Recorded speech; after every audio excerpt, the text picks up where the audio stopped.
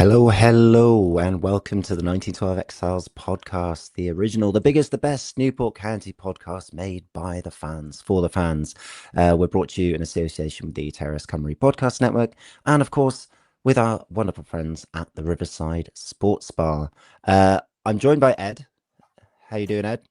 Hello. Hello. I'm all right. I think you better explain why we're not live at the Riverside, which I realised I trailed this morning on social media. I was like, tomorrow morning we're going to have live at the Riverside. And then, like Icarus, I flew too close to the sun with my technological Yes, abilities. indeed. Unfortunately, yes, we had a wonderful time chatting to everyone at the Riverside after that ridiculous match, which we'll get to in a second. Unfortunately, yes, we had some technical issues, which kind of rendered the audio of that record live at the Riverside unsalvageable. So if You're being very generous by saying we. I feel like the moment I set the microphones up for that confidently, I must have been feeling like Bobby Camwer felt when he grabbed the ball for that penalty.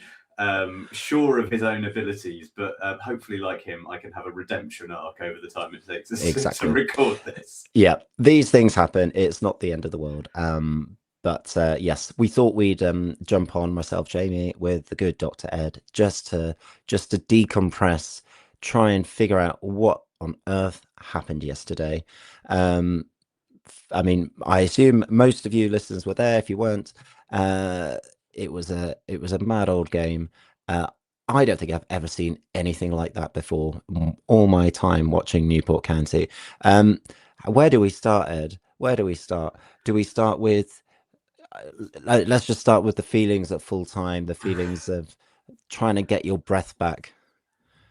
All the talk in the pub afterwards was how's everyone's blood pressure, and we put up on social media yesterday. It was a sort of game where you feel you need to check in with everyone afterwards to just go, "Are you all right? Are you okay?" Because I mean, what am I now? 43. I've been watching football for over 30 years. I have never, I don't think, been through the emotional ringer like I was in that game. And speaking to other people this morning, and texting other people this morning, I think others felt the same. I mean, I've never felt anything like that. I think most of the second half, I was looking down at the concrete below my seat because I almost could not bear to watch what was happening on the pitch. It was horrible and brilliant and horrible. And, I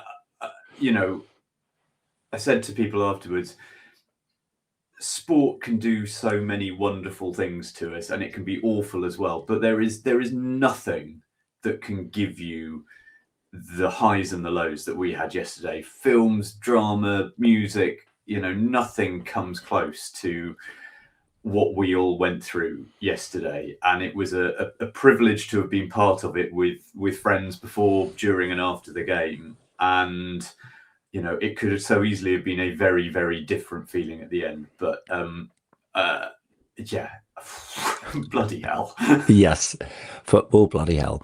Yeah, I think Jack was saying to me as we were walking out of the ground yesterday that Marvel couldn't have written this storyline today. Let's just walk through it. We came into the ground. We knew what we needed to do. We needed a victory. Basically, we thought it's all on this game. And I'll be honest, Rodney Gray was absolutely rocking before the game. It was so loud, so noisy. The atmosphere is brilliant, and you could kind of tell. Even before we got to the ground. I mean, town. Oh yeah. We were sat outside the pub for an hour or so before the game, having a drink, and it's been a long time since I've seen that many county shirts in town. The whole place was bumping. I mean, even more so afterwards, obviously. But we were sat there. We had people coming up, having a chat, which was lovely. But you could feel that, and there was something in the air. Absolutely.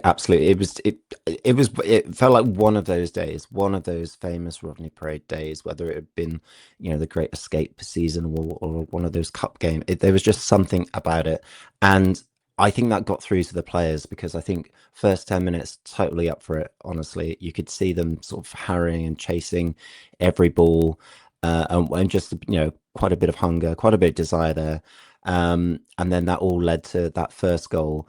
Bobby Campbell with an absolute beauty, sat with Streety as the ball came to him, and I think I was just like, just do something, Bobby, just do something. Now's the time, and just cutting inside, screaming into the far corner, beautiful. And then after that, Oldham came back into it. I found it quite funny, Oldham's whole approach to the game yesterday, because we spoke to Oldham fan before the game. We're saying, are they on the beach? They've got nothing to play for. Oldham were playing as if their lives depended on it, as if they were in a relegation scrap as well. It was bizarre. There was quite a lot of argy-bargy as well, particularly towards the end of that first half. Yeah, mad old game, but they were up for it, and then how we were undone by two corners. I mean, frankly, it was maddening, and there was a lot that was positive about yesterday, but one thing that, my God, can we finally now accept zonal marking on corners in the 4th division?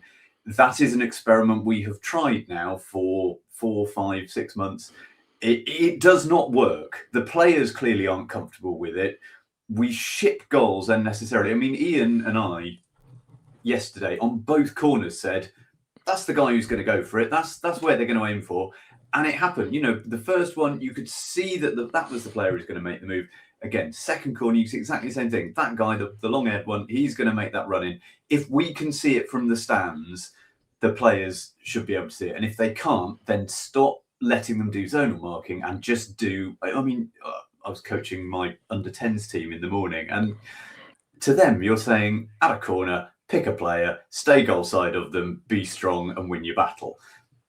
And if under-10s can understand that, then so can 4th division professional players. So let them do that. That's what clearly the likes of Baker and Jenkins are best at doing. So stop with the zonal nonsense, because it very nearly cost us extremely dearly yesterday, and that is a lesson we've got to learn.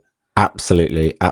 And you hope that this next game next week, which is obviously going to be huge, just do those basics, get those basics sorted, and don't give any chance for any kind of slip up like that, because after that second goal went in, I couldn't see us coming back. Oldham were getting back into the game.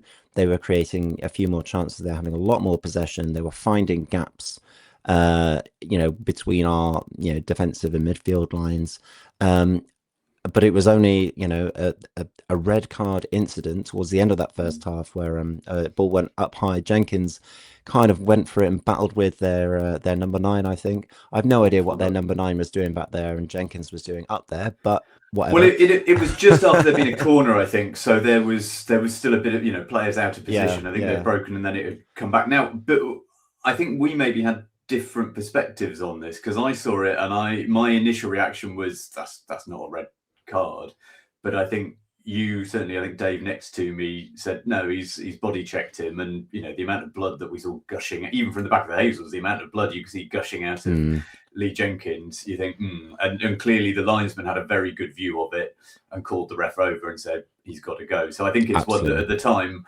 my initial reaction was probably the same as the Oldham fans, of that's never a red. But I think when you unpack it and you look at the mitigations, and no one had a better view of that than the linesman, and he felt strongly enough. I think. Probably, exactly. Yeah. I mean, I think one of the things as well, it's quite straight, because a lot of the guys we were speaking to after the game, were lamenting that referee's performance, obviously, despite giving that red card. It was an odd performance. I feel, I think it's Mark Peplow in particular, who was on obviously with us last week. He was saying after that red, the ref just did not want to get a card out. Or give a penalty. I mean, because we had a couple of penalty shouts, and I think with those, if he's not given the red card, you maybe get a penalty. I think probably the way it worked was better for us, because playing against 10 men is clearly more of an advantage to us than getting endless penalties, given our inability to score them. But that we can come on to that. Absolutely. I mean, one thing as well I want to come on to, that second half. So we brought on Jarvis at the break, at the halftime break, for the left back Tom Davis.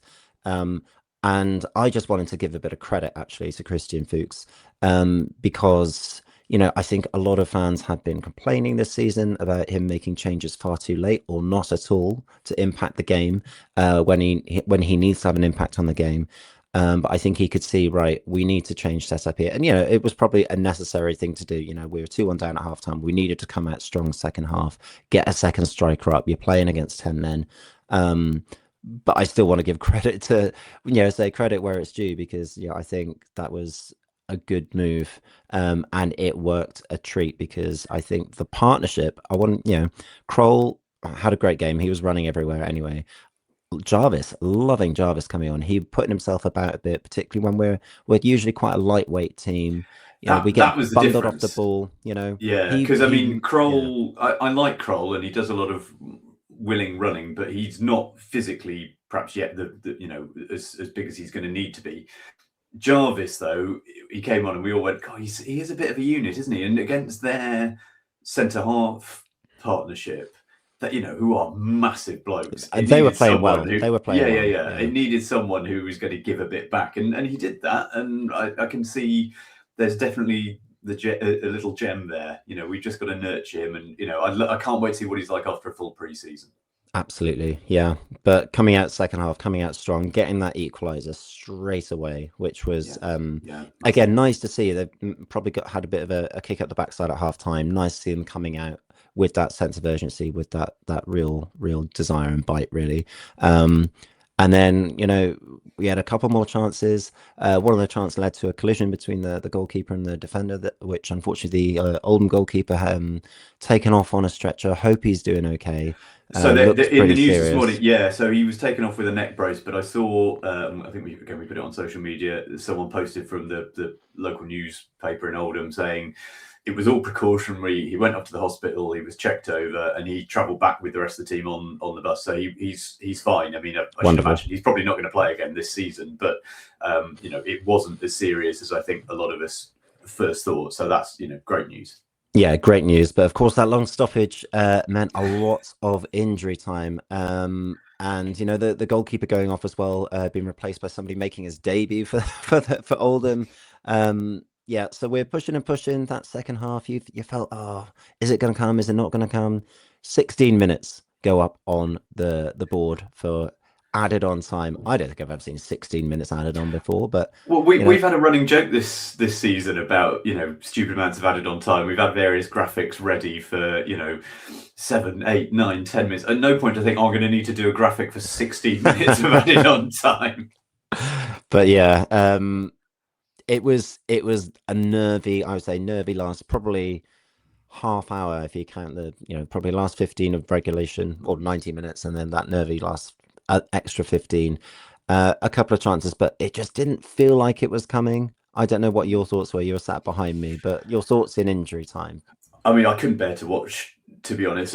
Weirdly, I did think if we're going to get a chance, it's probably going to be a penalty, because everyone's starting to get tired and we might see a lazy challenge. And that's what happened. And Ian had posted in the morning, if we get a penalty today, who's taking it? And I'm not sure many people had said, oh, I definitely want Bobby Camwer to be grabbing the ball, but he's got very strong main character energy, hasn't he, Bobby Camwer? Yes, he has. And you know what? I think again we were saying before the game, he tends to have, I think last season he had like a great game, probably, 7 or 8 times he was like properly on it. And when he's on it, he's like unplayable at times at this level. And it felt a bit like yesterday, sorry. It felt like he was kind of up for it as well. You could kind of see, particularly when we were chasing, the sort of tactic was almost give it Bobby, get it out wide to Bobby, and then see what he can do with it. But having said that, Jamie, if you'd been Christian Fuchs and that penalty had been given, who are you looking at to take that spot kick? I'm looking at one of the strikers. I would have given it to Kroll or Jarvis. I think maybe even Jarvis, he had that air of confidence about him. He kind of knew what he was doing. But yeah, clearly, I don't think, because we've not scored a penalty this season. I think we've missed 4 now. I'd have given it to Sven Sprangler and just said, mm.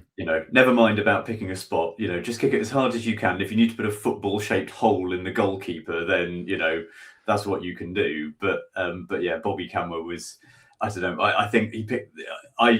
I think we all went, "Oh, yeah, Bobby's going to miss Mm. this, isn't he?" I wasn't surprised at all, and it There was wasn't a so great pen.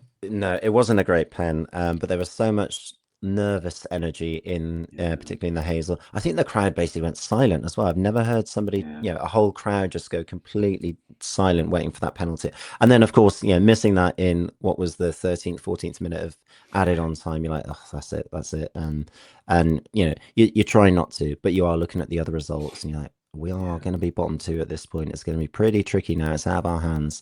But there was time Well, for one more. well, yeah, and we've been saying in the WhatsApp group, I think we might have said it on the pod, we've been having long discussions about, it feels as though this season we have not scored late goals, we've conceded late goals, Hmm. and it's been the opposite case for the other teams around us at the bottom. And it felt like all of that was paid back with interest yesterday. Finally we were the ones breaking everyone else's hearts. Can you imagine yesterday being a Harrogate or a Barrow or a Tranmere fan thinking they've got how much added on time, but surely they're probably going to let one. Oh my God, they've scored! It felt like just for once it was our turn. Yeah, yeah, and what a fantastic goal it was. To finish that.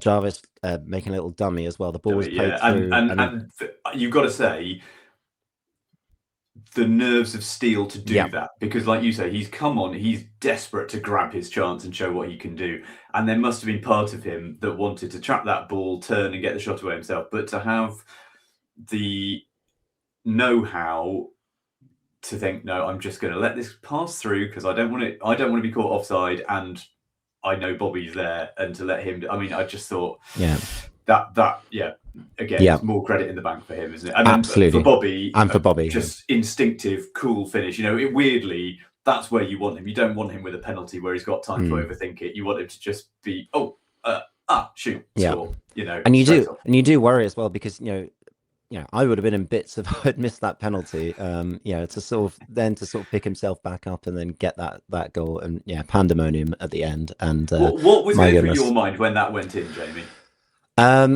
it was weird. Right, I tell you what was going through my mind. I was obviously jumping I don't think I've ever jumped around and screamed so much at a game before, but it was heart in mouth moment. But then I saw the players jumping into the crowd, and part of me was like, yeah, but we're still not safe yet. I know this is a huge 2 points, and it could make the difference at the end of the day. But I was like, okay. But yeah, it was. I still kind of felt it was inevitable that we would get that winner. I don't know. I just felt like, yeah, we always do this right at the death, or like we always do this, like we sort of escape. Like I predicted us to finish 22nd at the start of the season, and I still may be completely correct. I might be wrong come next week. It's going to be a horrible week waiting, but I kind of just feel we're going to get out of this. I just feel watching them yesterday. I think we discussed that if we needed something at Barrow next week, that this team doesn't have like the guts to go and get it. I've changed my mind. I think they've got the guts. They've got the sort of, I don't know, that something, fire in the belly to sort of really sort of show up and turn up when it really matters, based on what I saw yesterday. Yeah, I'm just thrilled with where we've got to. But yeah, I'm still trying to sort of unscramble my mind from yesterday, because it was a roller coaster of emotions, for sure. Yeah, it was. I mean, I just felt almost kind of white noise for 30 seconds when that goal went in, of just it was a very unreal experience, and then you sort of come to and you realize you've got people climbing all over you, and it's just like you say, pandemonium. I don't know whether I could manage to live through another game like that. Certainly not too soon afterwards. You're going to have to next weekend, Ed, because you're going up to Barrow, which will be interesting. It will be interesting because, I mean, the one thing that's interesting is that, barring, I think it's an 8-goal difference swing, Barrow are effectively relegated. They need to beat us comfortably. And then, oh my goodness, yes. Those of you watching will see I've just put up a graphic There are 81 different permutations of what could happen next weekend. I stole this. Ian forwarded this to our WhatsApp group. I think it had been in the legendary Rose Ed WhatsApp group that is harder to get in than the Freemasons. So I don't know who's come up with this, but we've ripped it off. So there are 81 different permutations of what could happen next weekend if you look at the results involving the 5 teams in the hunt. 80 of those 81 permutations see Barrow relegated, and there is one where Barrow stand a chance of not being relegated on goal difference if they were to get enough of a swing. But I mean, effectively, Barrow are down. Is what I took from this. We'll doubtless have a chat with a Barrow fan midweek to get their take. But I mean, it's in our hands. Again, if we go up there and we win, we've got nothing to worry about. If we draw, we're then reliant on other results elsewhere. I mean, I think you look at it, I think it's very hard to see Crawley getting anything against Salford, given that Salford need to win in order to get an automatic place. I mean, you look at the other. Yeah, I mean, Harrogate are playing Barnet as well. Yeah, Barnet who are now out bit... of the. They're out of the playoff hunt because Swindon and Chesterfield play each other. Right, Barnet mathematically cannot get in there now. Right. Okay. Yes, that's true. And Tranmere are playing Grimsby, and Grimsby still, fighting as well. So they're all tricky games. All those sides are playing at home as well. So we're the only side in the bottom 5 going away on the last day of the season. I think the key thing is that we've got a gap between us and the bottom 2, not just of a point, but of a team. Because I think, Crawley and Harrogate will need to better our result next week. So I don't want to look into the permutations. Like you say, go and win the game, win 2 games in a row, which we haven't done all season. Now's a great time to start, isn't it? Yeah, it is. And it's in our own hands, and I've kept saying it, but for as long as it's in your own hands, it's up to you to show that you deserve it. One of the things that I said yesterday in the lost audio tapes of Live at the Riverside was, for me, one of the things that is inherently better about British sport than American sport is that we have relegation, right? And if you're not good enough and another team is better than you, then and I think that's good, and it does mean tension and it does mean jeopardy. But that's where we are now. York and Rochdale had that epic game yesterday to secure the top slot from the conference. It's up to us to show that we deserve to play against York next season, rather than having to go down and play against, your Wokings, etc., etc. So we've got to take that inspiration and go, right, we've deserved to get this far. We've not come this far to only come this far. And we are going to take the chance we've got of having it in our own hands and get a win. One question for you: staying up or going down?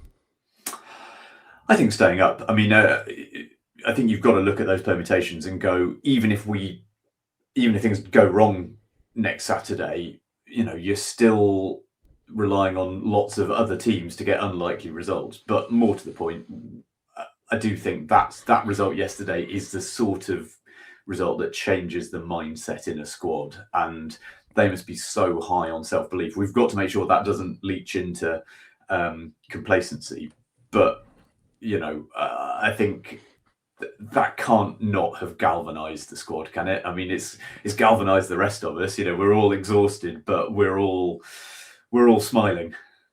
Yeah, absolutely. For what it's worth, I'm saying staying up as well. I think that change in mindset, I feel it in my bones. And I have to say as well, I asked that question of everybody I spoke to after the game at the Riverside, and all bar one said staying up. So who was the one? It was young Finn. Oh dear me. Has the I know. He has the pessimism of youth, which I didn't think was a thing, but apparently it is. Right, let's quickly do shout-outs and beefs, and then do our many thanks and get out of here. Any shout-outs or beefs from you, Ed? I mean, I'm sure you're about to do shout-out to everyone who came and had a chat with us before, during, and after the game yesterday. It was a proper pleasure to put a lot of names to a lot of faces I particularly enjoyed meeting Alan Cooper, who is really great fun on Blue Sky and is a really big kind of supporter of the pod and was an absolute gent. And his daughter, who plays for Rogerstone Ladies as well, they were great company. It was good to catch up with the likes of Hamid and all the gang and people off the message board. There was something lovely about yesterday. We'd all been through the same emotional trauma, and then we all went to the pub afterwards, and it was like being at a family wedding, because whichever way you turned, you bumped into someone you knew or you half knew. And it just, I cannot think of a better way to have celebrated that result yesterday. So just, you're about to go on and say it anyway, but I just want to say thank you to everyone who came for a chat and the people who came and stuck money in our hands towards the podcast running costs and stuff as well. I mean, bless all of you. It was a real privilege to share that with you. So thank you. Yeah, it was so much fun. I loved it. Like you say, you speak to a load of people on socials or whatever it is, and putting faces to names is great. I'm gonna try my best to rattle through everybody. You'll miss someone out who would have appeared on the pod. If I've missed you out, I'm so sorry. But let's start. We had a friend of the pod, Mark Peplow. We had former Riverside. The original Riverside crew. We had Rob, we had Jack, who you would have heard on the Kieran Maguire episode. We had Hamid as well, one of our benefactors. We had Chris, didn't we, from the Amber Army as well. Oh my goodness, have I missed anyone? Have I missed Mark Finn, Vickery of course. was there. Yeah. Oh, there were. I mean, this is so probably as soon as many. you start listing, you'll have missed. Yeah, And why if we did I do missed this? you, I'm so we sorry. mean you as well. But it was an absolutely fab day, and so much fun just chatting to everyone. We will be back next season and doing that with hopefully fewer or no technical issues. But yeah, that's my shout out. And I kind of did it as well earlier, but another shout out to sort of Christian Fuchs as well, because I think he handled that game.